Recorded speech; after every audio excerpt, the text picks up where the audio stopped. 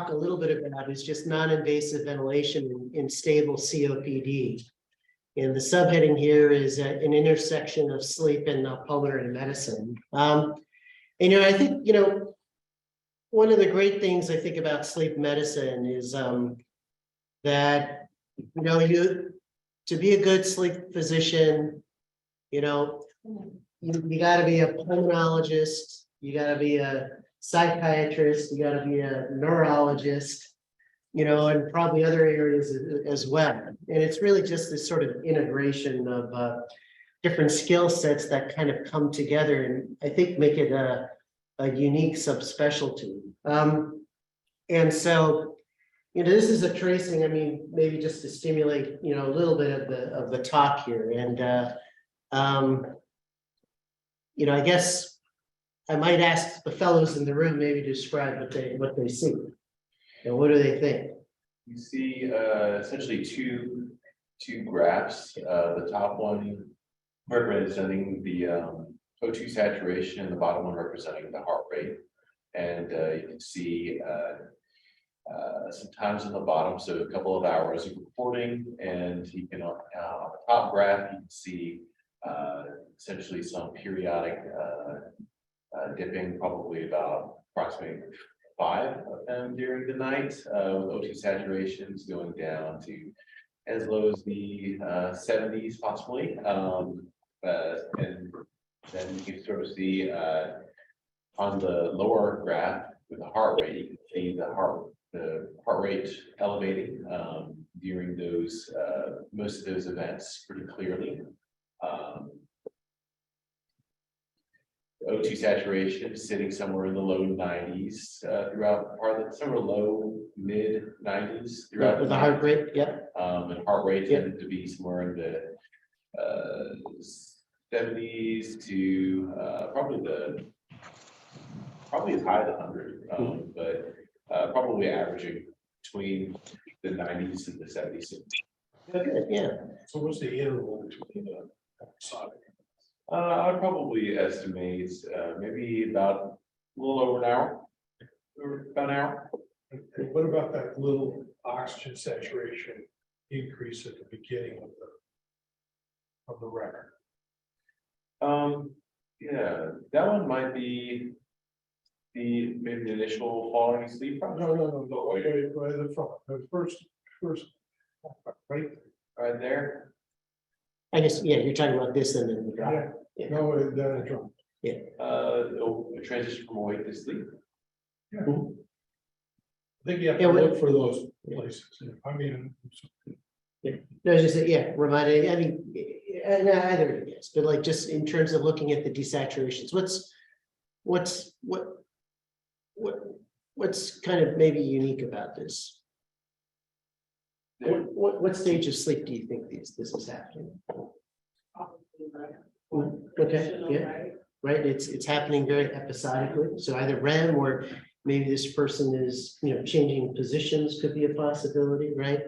And what about the baseline saturation itself during those periods? It's relatively low, and also you kind of see, and once it does dip down, it kind of stays down for a little while instead of just Doesn't really come up during that time, right? Yeah. It's only during those periods here, right? So this is a pretty classic, burning your brain kind of picture, really, for somebody that has COPD or any lung disease for that matter. And you see sort of the increase in heart rate, when this is happening, which would be expected as a stress. Just as an aside, for me, this type of a tracing has a soft spot in my heart because I was doing my pulmonary fellowship way back, and I had nothing. I wanted nothing to do with sleep medicine at the time, and really it was just a chance encounter with a pulmonary sleep doc who was attending and on the inpatient clinical service, and we had patients with COPD that were having some sleep issues, and we did an overnight nocturnal oximetry in the hospital, and saw a tracing very similar to that, and that stimulated one discussion after another, and then got me introduced to the sleep medicine group, and then many years later, here I am. So, in terms of this talk, what I want to just talk a little bit about is just what we know about outcomes related to hypercapnic COPD and the results of early non-invasive trials. And then, we're going to talk a little bit about the physiologic effects of what's called high intensity versus low intensity non-invasive ventilation. And then we're going to review the outcomes of trials related to high intensity non-invasive ventilation. So just as a motivating case, this is a patient who's 68 years old, was recently admitted for a COPD flare and hypercardiac respiratory failure. He's got a history of coronary disease. He's got severe COPD based on an FEV1 of 0.6 or 30% predicted. He's hyperinflated with a high total lung capacity. He's on home oxygen at 2 liters per minute, and he's had several admissions per year. He was influenza positive, treated with Tamiflu, put on non-invasive ventilation of 12/5 for 48 hours before it was stopped. And his VBG on admission showed a pH of 7.2 and his PaCO2 was 82. And just prior to discharge, it was 7.36 and CO2 had come down to 62. You can see his medications there, which is a pretty reasonable regimen for COPD given his severity. And so, the question is, if you were to see this patient, certainly in the hospital setting, but even in the outpatient setting, is this a patient that should be started on long-term chronic non-invasive ventilation? And if you say yes, what should those settings be? And if you're going to start it, is it best to start it as an inpatient or is it best to start it as an outpatient? And these are some of the questions we'll address. So, when we talk about COPD, it's amongst the top 2 reasons for readmission to the hospital. So 23% of Medicare beneficiaries are readmitted in 1 month with another COPD-related illness. 1 in 12 adults between the ages of 40 and 60 are hospitalized with COPD or readmitted, and the risk of exacerbation is typically within the first few weeks of the index exacerbation. And this just sort of shows you, in terms of, what that timeline might look like, so you can see that, really within the second half of the first month after discharge is when the risk tends to be there for readmission.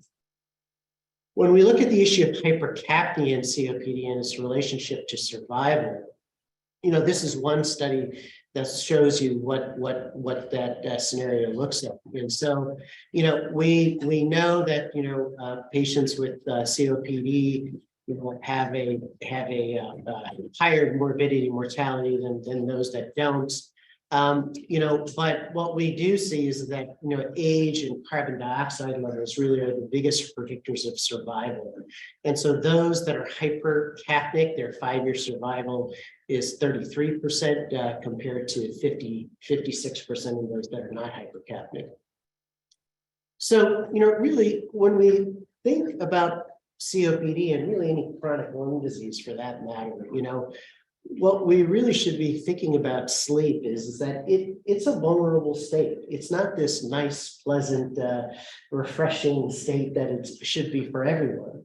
And, there are certain things that happen as a result of sleep that increase this vulnerability for patients with COPD. And so, different physiologic aspects you should be thinking about. So when you talk about load on the respiratory system, basically, with sleep onset, there's going to be an increase in upper airway resistance. There's going to be displacement of the abdominal contents upward, which is going to push the diaphragm upwards and impair lung function. There's increased just overall or respiratory system load.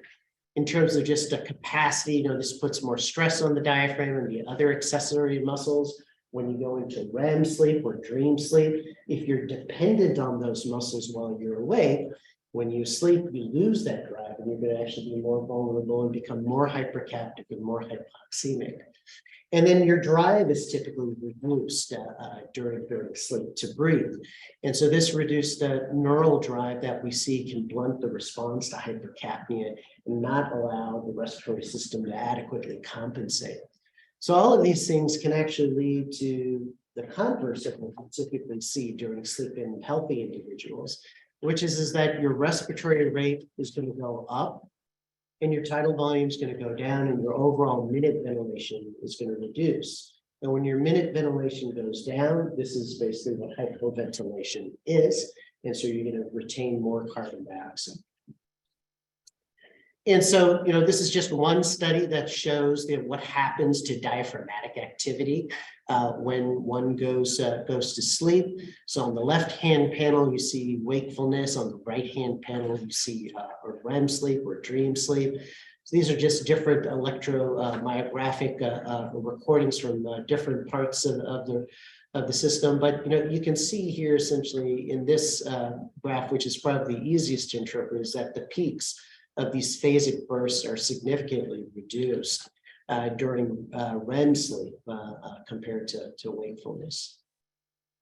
And so, when we think about non-invasive ventilation, what's the rationale for its potential benefits? And so the thought is, right, if there's all this load and stress on the system while you're sleeping, what we want to do is help that person rest by resting their chronically fatigued muscles. We want to reduce the load on the pump, and we want to restore that central drive to breathe. And so their problem is that there have been relatively few studies that demonstrate if the physiologic effect we want is typically seen with the non-invasive ventilation setting. So we typically either send people home from the hospital or set them up with as an outpatient in this particular setting. So, there are probably several schools of thoughts when it comes to non-invasive ventilation in this setting. And it's that, if you're the glass half empty, and you looked at the literature, you would probably say there's no role here. There's really no good definitive data. And if you're really a doubting Thomas, you might say, even NIV could cause harm. And there's some patients that experience what's called a deventilation syndrome. And this is a phenomenon where when people come off of non-invasive ventilation, they have persistent dyspnea. They, in a sense, become dependent on using non-invasive ventilation. But there's the glass half full or fuller, which is that NIV may be helpful, and that maybe more is better. And what we've been doing, traditionally is not the right approach. And so, this is a table from a paper that looked at some of these early studies in terms of non-invasive ventilation. And, what you'll see here is that these are older individuals, usually in their 60s to 70s. If you look at the BMIs, this is not your traditional obstructive sleep apnea population. These are people who are relatively, at the top end of normal with their BMI. They all have COPD. If we look at their gas exchange, they have PaO2s that are around 50 to 60 with PaCO2s that are around 50 to 55.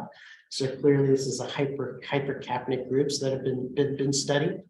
And, if we look at these early studies, just look at the relative IPAP and EPAP. This Windish study is one of the newer studies, but these 1, 2, 3, 4 studies are some of the older studies that were done. And you can see really, in the first 3, relatively modest IPAP to EPAP pressures, 12/4, 15/5. It's typically what we see when people come up to the floor from the emergency room. But later studies have started to look at this issue of much, much higher differentials in support. And really, most of these studies have been generally negative up to that point in time when this was done. The only one that was really considered to be somewhat positive was the McAvoy trial out of Australia, which seemed to show that there was a improved survival at two years. But there were some methodologic issues, with that particular study.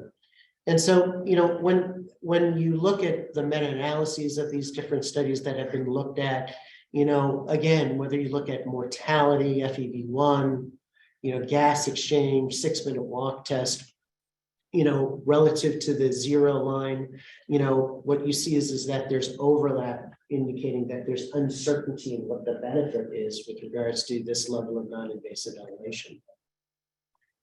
And so, this is that specific McAvoy study that I noted that seemed to show that there might be a benefit. So, this shows you the inclusion criteria again: severe COPD, hypercapnic respiratory failure with patients looked at twice in the last 6 months. They were excluded if they had significant comorbidity that would affect their 2-year survival, or if they were extremely obese, or if they had, significant obstructive sleep apnea. This was a 4-center, multi-center study, and they had about 78 patients within each arm. One arm was just long-term oxygen therapy. The other arm was long-term oxygen therapy with non-invasive ventilation. They did a sleep study with CO2 monitoring. They did blood gases at the start of the sleep study and on awakening. They were in the hospital 3 to 4 days to get them acclimated to bilevel PAP and everything. And the differential that they had between the IPAP or EPAP, or what we would call pressure support, was 10 centimeters of water, and very minimal EPAP, enough to eliminate any obstructive sleep apnea. And they considered NIV to be successful if you used it for at least 3 hours of sleep and you were able to tolerate a pressure support of at least 5 centimeters of water, even though the goal was to get to 10. And their primary outcome was 2-year survival, and secondary outcomes were quality of life measures and other physiologic measures. And so, when any reason they picked 3 hours? Yeah, I don't know. I don't know if it was some type of median split. We're looking at the data or not. It's not the typical 4 hours that we see. Yeah. Previous studies have rested during the daytime in COPD and had 4 hours. Yeah. Okay. Shells and things of that sort. Yeah. Yeah. So I don't know why they went with that. Yeah. Yeah. So again, BMI was on the low end compared to what we typically see. CO2 was in the 50s. The carbon dioxide level during sleep, basically on oxygen rose about 18 millimeters rose 18 millimeters of mercury. In the NIV group, it was about the same. But with non-invasive ventilation, they were able to mitigate the rise by about 4 or 5 millimeters of mercury with the settings that they had. And the average settings across the group that got NIV was about 13 over 5. And so, here's the Kaplan-Meier plots that show survival. And so you can see that, the NIV groups on the top, suggesting that there may be some benefit, but, interestingly, as you sort of, go out past a year to the 2-year and 5-year mark, so you go to the 3 and the 4-year mark, you see that those lines start to come together. So the mean adherence in this group was about 4 or 5 hours, which in most clinical trials is probably not so bad. And in terms of, quality of life, you can see that there was, interestingly, on NIV, that there was lower quality of life scores, suggesting that, patients might do a little bit better, they didn't like it. And so that has implications, I think, for a larger population, if you're going to think about this. So there was even though there was changes in CO2 that were seen on the night of the study, it didn't really translate into changes in daytime wakeful CO2 levels. And so you can argue, are we actually doing what we wanted to do in terms of physiologic endpoints if we're using non-invasive ventilation? And so, the limitations of the study, it does suggest that there's a mortality benefit, but it may be at the expense of quality of life. No improvement in the CO2, as we said. There may be a possible survivor effect that may explain the worst quality of life of non-invasive ventilation, or maybe the complexity of NIV. Limitations is that this was incomplete ventilatory support, you can argue. It was a long recruitment period. It was done over 5 years to get the people into the study at the time. And there was a loss of power for the primary survival analysis and incomplete collection of some of the questionnaire data that they had. What was the measures of quality of life? So these are respiratory specific. So some were general. So the SF-36, and they also looked at the SGRQ, which is a standard questionnaire for COPD. St. George. Yeah. Respiratory. Subjective on how much. Yes, exactly, subjective. So, again, why have these trials traditionally been unsuccessful? And, one is, were they targeting the wrong population of COPD patients? Second is, were they really delivering the appropriate intervention, right? Was this enough support since gas exchange really didn't change? Are we looking at the wrong outcome? Maybe it's not just about mortality, for instance. And so those are the things we're going to go out and look at. And so there have been people, since those early studies that have, thought more about this. And, when we look at sort of just our field's approach to, titrating NIV, I don't want to go through this table in too much detail, but it's all over the place. Some do a little bit, some do a lot.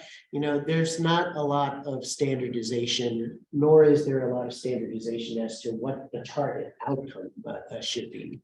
And this, stimulated, particularly in Europe, looking at these different things and wondering, based on some physiologic literature, whether actually what we need to move towards is more of what we call a high intensity protocol.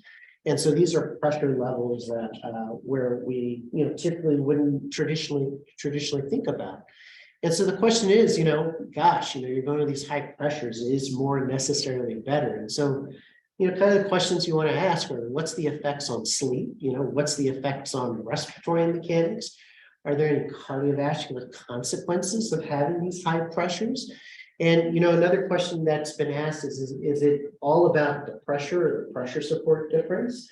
Or is it really not just the pressure support, but does adding in the respiratory rate make a difference? If we overdrive patients and try to capture ventilation, is that necessary? And so, when at least a few studies, this is just one I'm going to show you, have looked at the effects of high intensity ventilation, compared to low intensity ventilation and its effects on sleep. There hasn't seemed to be as much of a difference in terms of sleep disruption or sleep quality as people might think.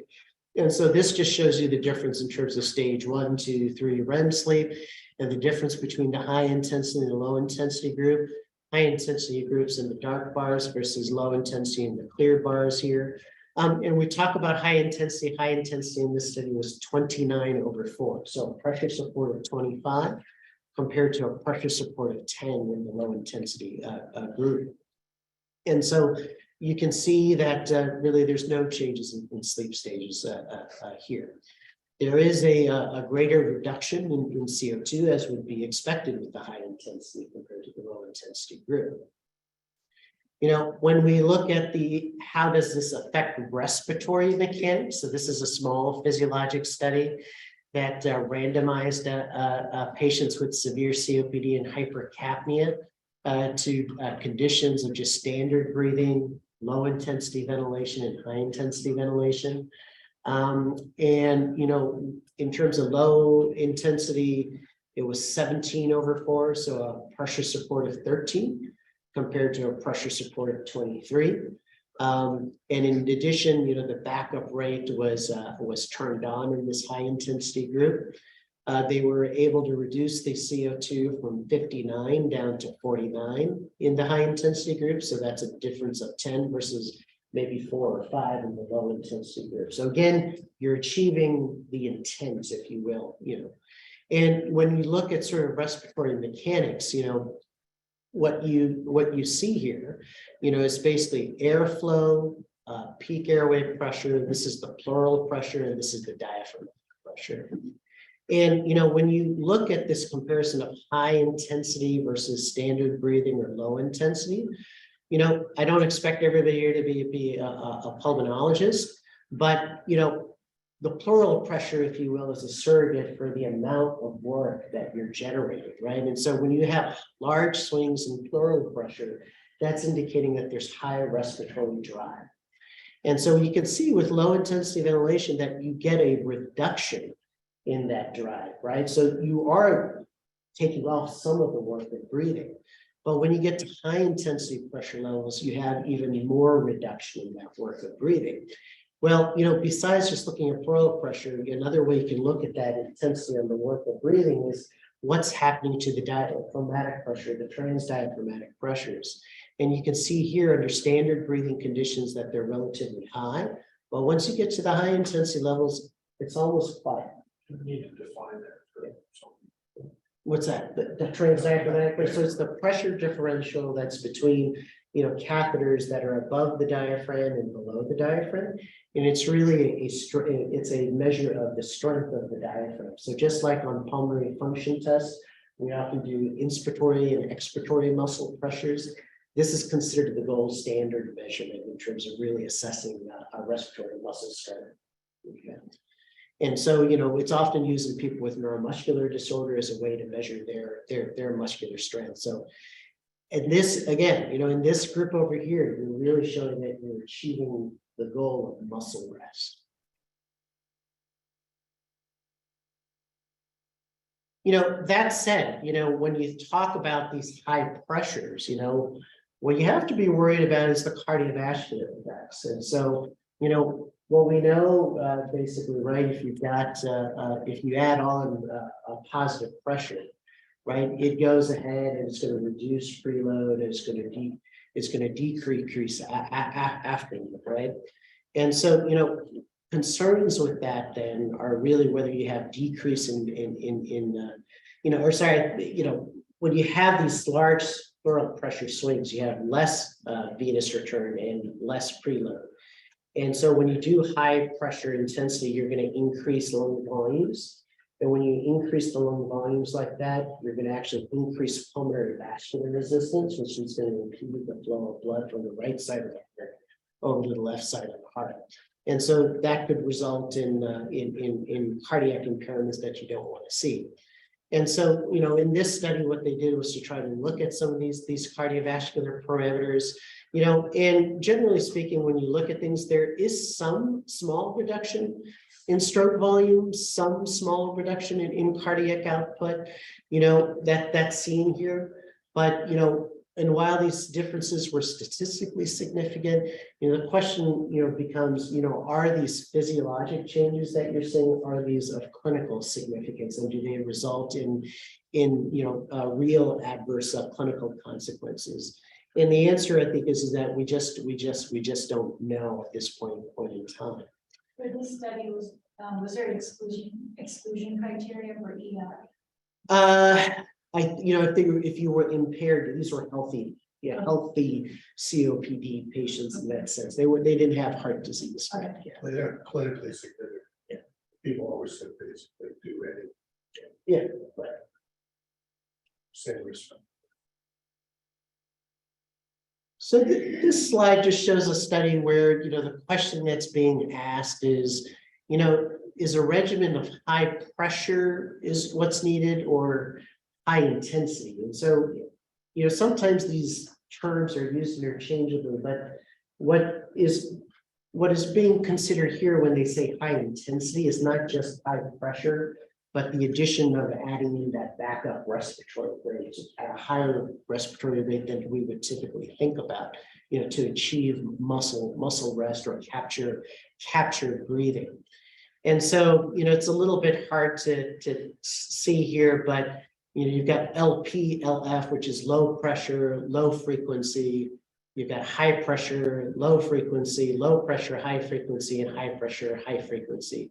So high pressure, high frequency would be that high intensity group versus high pressure, low frequency, which would be sort of the high pressure group here. So those are kind of the groups I want you to sort of focus on relative to the others.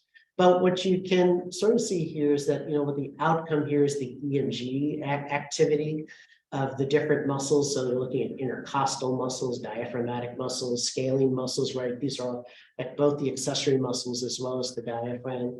And what you can see here is that in the high intensity group, when you look at the intercostal, that seems to be the lowest. When you look at the diaphragm group, that seems to be the lowest, same with the scalene muscles here.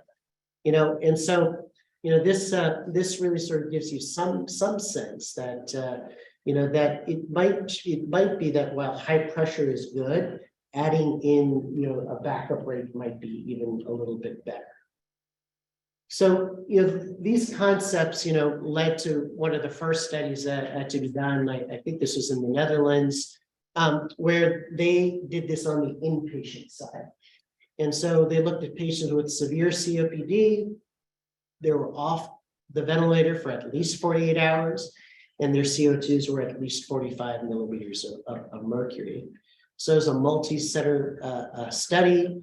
Patients were randomized to just usual care versus the addition of non-invasive ventilation. And they had about 100 people in each group. And if you were in the NIV group, you were given the non-invasive ventilator to take into the home. And so what they did was they started these patients at 14/4. The EPAP was increased if there was evidence of autopy, or it was clear that patients were using their expiratory muscles to trigger the PAP device. This was just a way to sort of decrease the work of breathing.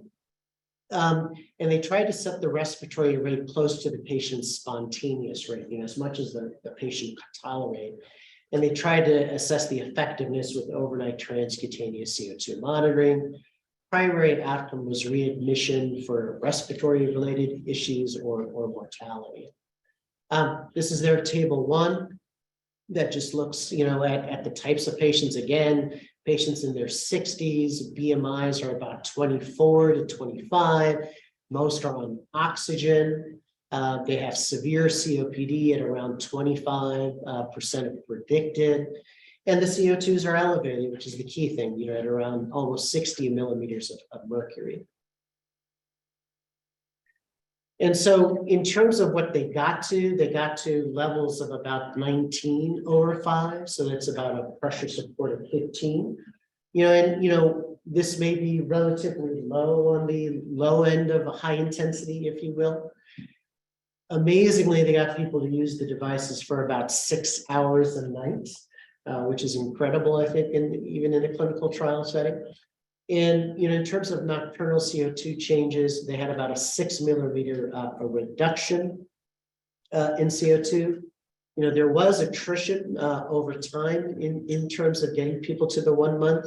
And so in those completers, there was variability in the CO2 measurement, although there was some sense that the CO2 was a little bit better in this group, even at the 1-year mark. In terms of looking at the PaCO2, however, you don't see that there was a clear difference between the two groups. And that might reflect the fact that, they were on the lower end of the pressure support range here. So perhaps surprising, unsurprising, because they didn't really achieve kind of the physiologic end target, is that there really wasn't a difference in endpoints between the group with regards to mortality or readmission. There was no change in lung function or quality of life. And the exacerbation rates, whether they were admitted or not, were about the same over that 12-month period. And so, conclusions from this study was that, there's no improvement with respect to these outcomes. And although, both groups had reductions in CO2, the only difference was the NIV group had maybe a little bit less CO2 increase over the night, but they weren't able to achieve that improvement during the day. So a couple of years or a year or two later, we have what's called the HMV study, or the German done in Germany. So this is a classic a paper people should be aware of. But again, severe COPD, multi-center between Germany and Austria. The groups were randomized to usual care and non-invasive ventilation. These are patients that were seen as an outpatient, but they were admitted into the hospital to get acclimated to non-invasive ventilation. And so in this group, their target really for the NIV group was to have settings that reduce the daytime CO2 by at least 20%, or to get it to at least below 48 millimeters. And so they gave a little bit more preference in their protocol to adjusting the respiratory rate in addition to the pressure support level. And they looked at 1-year survival as their primary outcome. And so, in this particular group, again, just to note the characteristics of the study group. They're in their 60s, their BMI is about 24, 25, CO2 is about 60. So very similar to the last study that I showed you. And so, about 10% of the NIV group stopped NIV. Those that were not on NIV, about 3% crossed over into the NIV group. But the settings that they ended up going to were just a little bit higher than what you saw in the Stewart paper. So the overall differential here is about 17 centimeters of water. The respiratory rate that they were able to target was around 16 breaths per minute, and they had similar adherence in this case. And what you can see here is that in their case, however, because they were looking at daytime CO2, this is the group that was on the high intensity regimen, and they were able to show at 2 weeks that they had a 7.5 millimeter reduction in CO2, and that was sustained over the course of a year. So they achieved, in a sense, that physiologic end target that they wanted to. And so now the question is, okay, we achieved that physiologic end target, but do we have improvements in actual clinical outcomes? And so what they saw in their study with respect to mortality is that, the intervention group had greater survival or lower mortality compared to that control group. So overall mortality was 12% at 1 year compared to 31% in the usual care group. Interestingly, there was a small improvement in lung function. Whether that's clinically significant or not, can be argued. And there were improvements in quality of life in this group. So, what this suggests is that, a high intensity approach may improve survival. One of the things to know is that these were done in stable COPD patients with chronic hypercapnia, i.e. not during their acute illness like the Sturridge study was done. They also had higher intensity, which included that package of high pressures and high respiratory rate. Some of the concerns with this study was that, the mortality in the control group was probably higher than most people would expect in most clinical populations associated with a hospital. There were relatively few exacerbations as well. Again, recruiting into the study took a little bit of a long time, but these are hard studies to do as it is. And there was just issues of generalizability, I would say that, right in the United States, you can't admit people to the hospital to get them acclimated to non-invasive ventilation, but they had the luxury of doing that here in this hospital. So the last big study I'll say that's probably most cited at this point in time is this study. So I really encourage people to read this and grab this paper. It's by Patrick Murphy and the UK group and published in 2017 in JAMA. Again, very similar population that's being studied here. 13 centers, patients randomized to just their regular oxygen, usual care, versus the addition of high intensity mechanical ventilation. Again, these patients were admitted to the hospital from the outpatient setting in order to get acclimated to PAP therapy. Their goal was to get them acclimated during the day and to use this for at least 6 hours a night. They had a titration protocol in the sleep lab where they used it to help reduce the transcutaneous CO2 during sleep. They started out at a base of 18/4 with a backup rate of 14 to 16. And again, they used the primary outcome of, time to readmission or death at 1 year. So this is just sort of an algorithm that was used for their titrations and published in their paper. And you can see that, again, they started 18/4, but their goal is really to get people up to an IPAP of at least 25. These devices nowadays, they can go up to inspiratory pressure support of at least 30 centimeters of water. And so, again, this is that target. And really the goal here is to say, hey, are we achieving a reduction in the transcutaneous CO2? And are we preventing, hypoxemia? And if we're not able to do that with titration of the non-invasive ventilation, we can go ahead and add oxygen or continue the oxygen the patient is in. The goal is really to keep your expiratory pressure at a minimum. These are patients with their BMIs of 25. They're not going to have obstructive sleep apnea. We shouldn't expect them to. But it does raise sort of issues of generalizability probably to the US population. So this is the baseline characteristics. Again, very, very similar, lots of numbers on here, but I'll just translate and say, it's very similar to the last few studies that we've reviewed. So, CO2 is about 60, older adults, multiple admissions for COPD exacerbations. They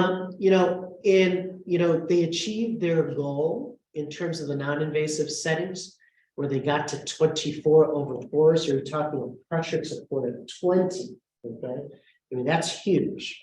The backup rate was typically at around 14 breaths per minute, and they were able to get to 5 hours a night at 6 weeks, and 8 hours a night at 1 year. But you have to remember there's some attrition that's happening at the 1 year mark.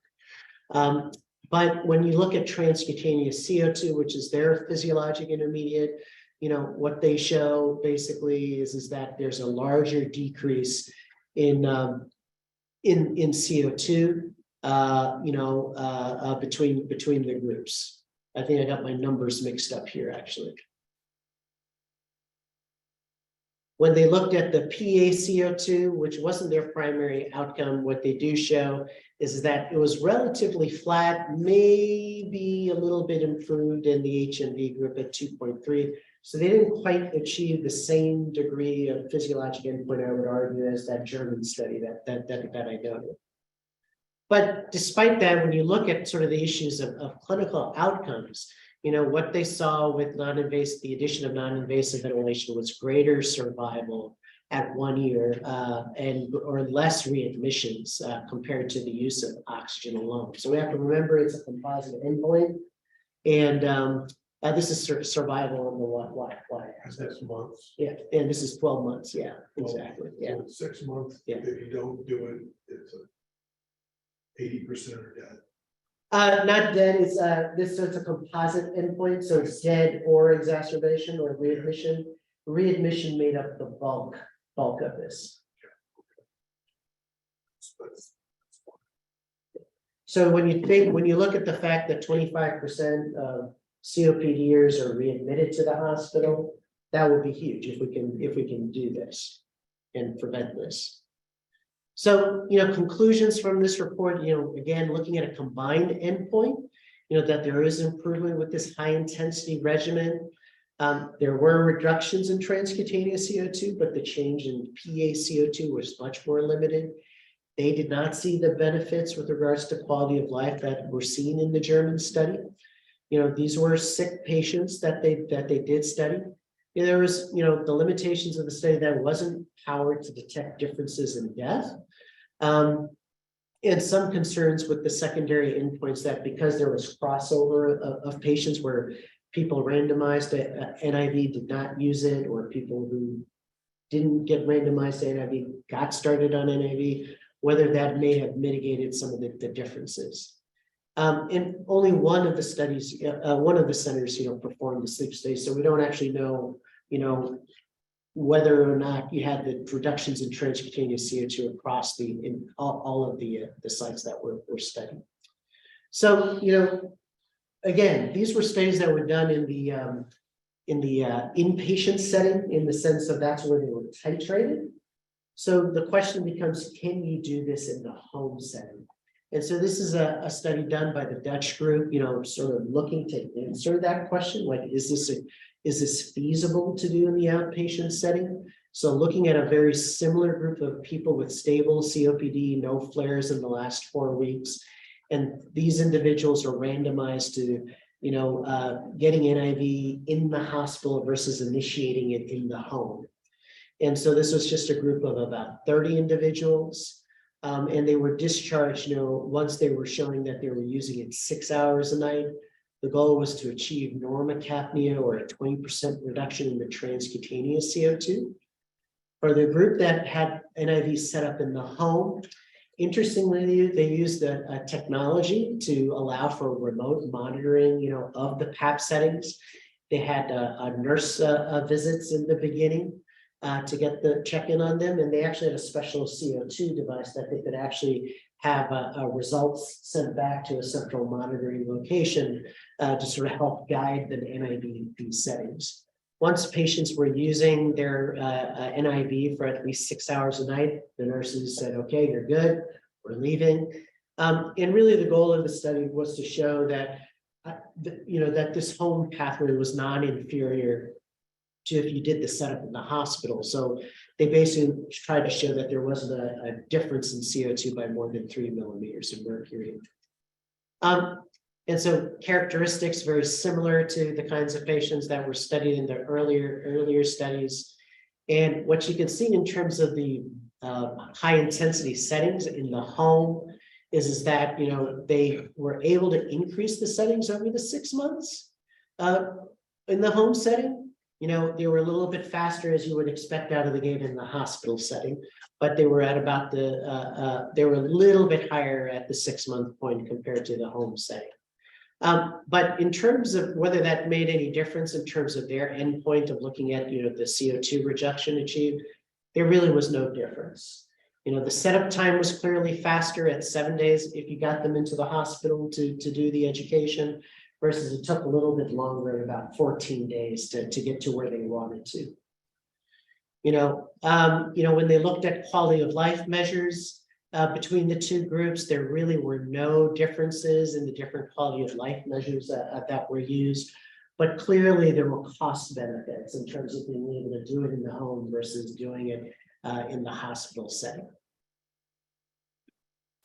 So there are a few clinical guidelines that are available right now. There are European guidelines and there's the ATS clinical guidelines on this topic.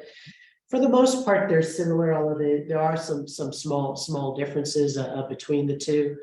So, under the European guidelines, it really does endorse the use of high intensity non-invasive ventilation for these chronic stable hypercapnic COPD patients. It should be considered, following a life-threatening episode of acute exacerbation, particularly if the hypercapnia persists after they're discharged from the hospital. And the goal really should be to normalize or reduce the carbon dioxide level in these patients. And ideally, in terms of the choice of devices, you want to have a device that has a pressure support mode of some type as your ventilator mode. In terms of the ATS guideline, again, they sort of endorse this. What they don't suggest is in-hospital initiation and favoring, again, sort of, waiting for stability. And, one thing they more explicitly state, and is, I think, controversial, is whether, whether you really need to do an overnight sleep study to titrate the NIV. And that may be a very fair point. There's just very little data to show that bringing people in for an overnight study necessarily makes a difference. That said, I think at least when you're trying to get comfortable and you're trying to show that there are physiologic benefits, there is a reason to bring people in and get them acclimated, especially when you don't have, outpatient resources to get people acclimated. And again, they suggest targeting normalization of CO2 levels during the day. So, this is all great, but, the practicalities of implementing this in the US healthcare system are not easy. First of all those studies that I showed you, those are people with BMIs in the mid-20s. That is not the population we necessarily see that's admitted to the hospital. Our BMI in this country is a lot higher, so the prevalence of obstructive sleep apnea is going to be a lot higher. We also have challenges just in terms of our regulatory bodies, in terms of how they approve non-invasive ventilation or respiratory assist devices. And so, this is a nice paper also, I think, just to have in your back pocket, which does, I think, a nice job of sort of helping you sort of walk through how to think about, how we select people for what devices. And so, the thinking is just, again, you have a patient has severe COPD, they've got fatigue, persistent dyspnea. Next question you want to ask is, are they hypercapnic? And under the Medicare guidelines, that threshold is 52 millimeters of mercury. You know, if they are hypercapnic, you know, Medicare criteria show, you know, indicates that you have to show that they're not hypoxemic, you know, or they are hypoxemic on their usual FiO2. If they are, you know, hypoxemic on that, you know, they have a diagnosis of severe COPD. You don't need to do a sleep study, and you can go ahead and initiate and obtain a respiratory assist device or an NIV device. If you have a patient that's hypercapnic, but they're not hypoxemic, you know, the question you want to ask is, have they had at least 3 exacerbations in the last 6 months? If they do, you can call this patient as somebody that has chronic respiratory failure. And with that diagnosis, then you can usually get these patients a home ventilator, you know, reasonably easily. And, you know, this is what has been happening a lot. People are using this diagnosis a bit as a backdoor to get a ventilator, which is probably not really needed for most patients, and it's much more costly to the health system. And so this has been on Medicare's radar screen from a cost containment standpoint. If they haven't had those 3 exacerbations and they're not hypoxic, the next step would be to do a sleep study in that case. If they don't have sleep apnea, you know, they have COPD, but they're not going to qualify for PAP therapy, unfortunately. If they do have sleep apnea, then you can go ahead and treat their sleep apnea, but you may or may not be able to get bi-level. We're probably not going to be able to get that bi-level with the backup rate that we want in these patients. So, you know, for now, you know, which COPD patients should we be considering? So again, it should be severe COPD. They should be hypercapnic. They should be stable, you know, beyond 2 to 4 weeks from their hospitalization. That was a blood gas at 2 to 4 weeks. Yeah, arterial blood gas, and especially Medicare requires that Doesn't mean it's venous. cannot be venous for Medicare. I'm just, Yeah, yes, just trying to yeah. nail it down. It has to be an arterial blood gas. Yes, you know, unfortunately, yes, we do them. Yes, we can do them as an outpatient in the system, but they're only done in PFT labs because respiratory therapists have to do it. You want to target high inspiratory pressures. The goal is to reduce your CO2 by at least 10 or 20%. You know, if it is not tolerated, though, you know, the question is whether you should sort of keep beating a dead horse, so to speak. And so I think sometimes you have to, you know, learn when you have to sort of give up on that and just do the best you can with a particular patient. So I will go ahead and stop there, and happy to answer any questions people might have.